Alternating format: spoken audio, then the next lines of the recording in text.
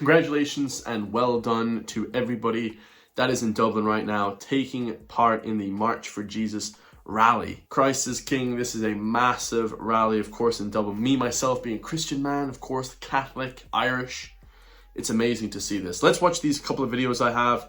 I have a crazy number of news stories as well after this one in relation to this. So amazing to see all nationalities coming together for this rally. Of course, people from Latin America, Brazil, people from Africa, Nigeria, South Africa, people from Europe, of course, and people from Asia coming together, South Asia as well, coming together for this amazing event.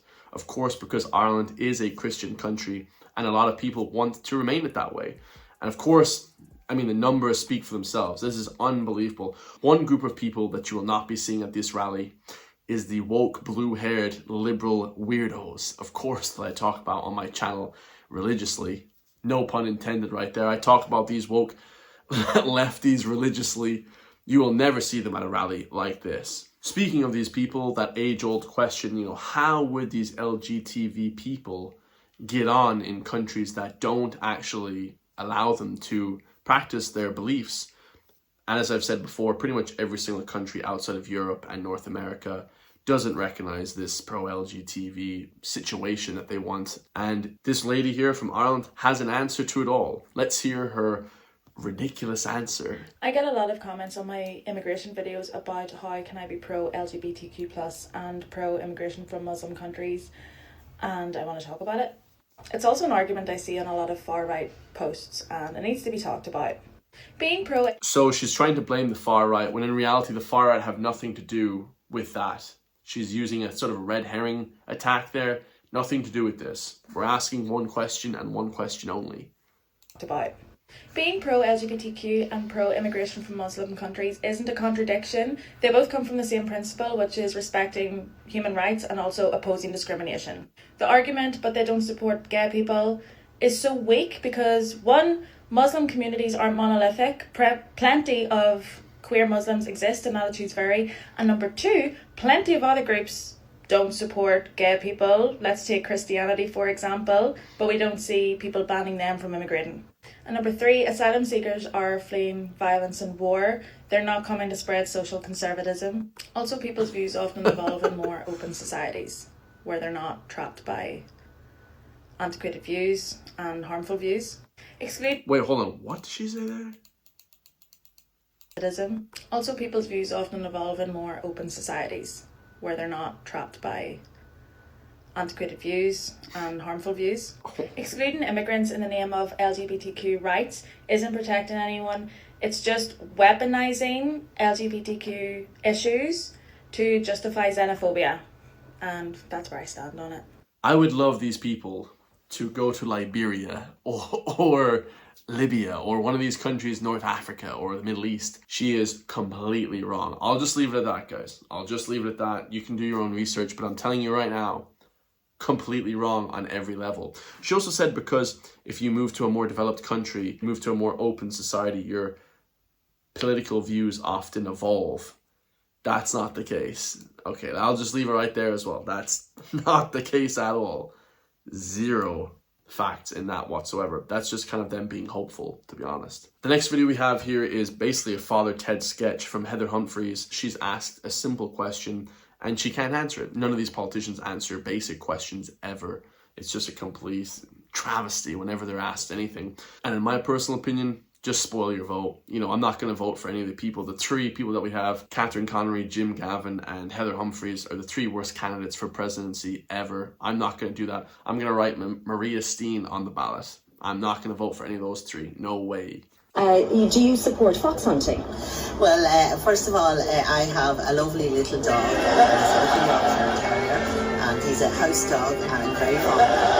And we have a rescue cat as well, and we have those are our pets, and of course I live on a farm, so there's many more animals there on the farm, and I love animals. That's the greatest non-answer I've ever heard. The question was, do you support fox hunting? And most people should say probably no to that. I mean, I would imagine that fox hunting is pretty cruel. Let's talk about the vegans, guys. The veganism wouldn't agree with that. What's the point in hunting foxes. There's just no real meaning to that. Like, foxes are hunting rabbits and they eat rabbits and mice and stuff like that. To say that you're for fox hunting is just ridiculous. It's kind of sort of this like aristocrat, really bourgeoisie, elitist sort of hobby to do that as well. So no, do not support fox hunting. But she couldn't answer that because she actually does support it. Next, we have Nick Delahunty, of course, with the GTA San Andreas meme. Aw shit, here we go again. Oh shit, here we go again. Worst place in the world. It says here, the National Maternity Hospital has just put out a tender of €100,000 for a bike shed. So of course, last year, the biggest, the biggest travesty of the entire year, the biggest disgrace of the entire year, was the government spending €335,000 on a bike shed, which was outrageous. You know, the cost of a bike shed probably is in and around €5,000 to €10,000. So I'm not sure where the other 320,000 went. Nobody knows. Okay, of course, it's all backhanded deals and corruption, but again, we have it happening once again. You can see here, Nick Delahunty, he can sniff out corruption like a bloodhound. It says here, tender for quotes, request the National Maternity Hospital design build of a new bike shed. Okay, they're looking for a new build, 100 grand. Who the hell is paying €100,000 for a bike shed? Again, a bike shed is literally just a tin roof, which is like €50, and then a bit of steel to hold up the bike, which is like €1,000 maybe at max. Where they're getting 100 grand from is just, like I said, guys, it's ultimate corruption. This is not the price of a bike shed. Plain and simple. Plain and simple, guys. It's not a bike shed. It's literally corruption. It's a racket. This is a racket right here. So over to British news, here we have a UK government and parliament petition to demand the immediate commitment to not introduce the digital ID cards. Somebody started this literally yesterday. They started a petition to get rid of this digital ID that's coming into the country. 1,640,000 people have signed this. That is unbelievable. So hopefully they listen. It says Parliament will consider this for a debate. So yeah, I mean, there will be a strike on this, but really the strikes and the sort of protests don't do anything. I think they're going to just bring this in. They're going to bring in social credit scores. They're going to bring in CDBCs. It's going to be just hell. So the UK, good luck. Okay. I would advise this though. Resist, guys. Resist. Don't just take stuff lying down. Push back against that. Do not let that just happen to you and just roll over and die. Actually resist this. And when we're talking about resisting tyranny, especially in Ireland, I want to show you this video right here. It says, the FBI admits that it had 275 plainclothes agents embedded in the massive January 6th crowds.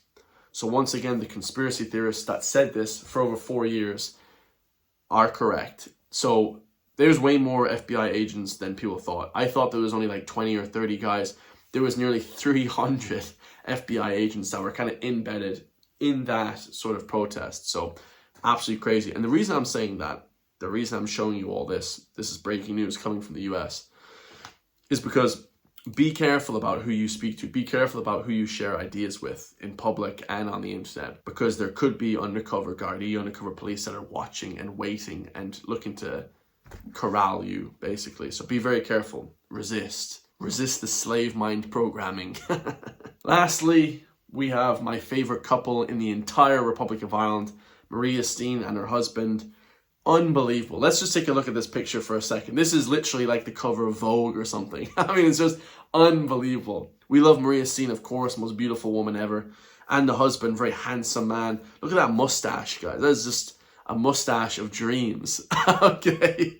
He's got that nice tailored suit on. She has that bag that's worth 30,000. I don't even know the name of it. What is it? Louis Vuitton or one of those bags, a Birkin bag. I mean, it's just ridiculous. Nice tailored beige coat on her as well. And then it just says hashtag spoil your vote. That's what I advise you all to do. That's what I'm going to do.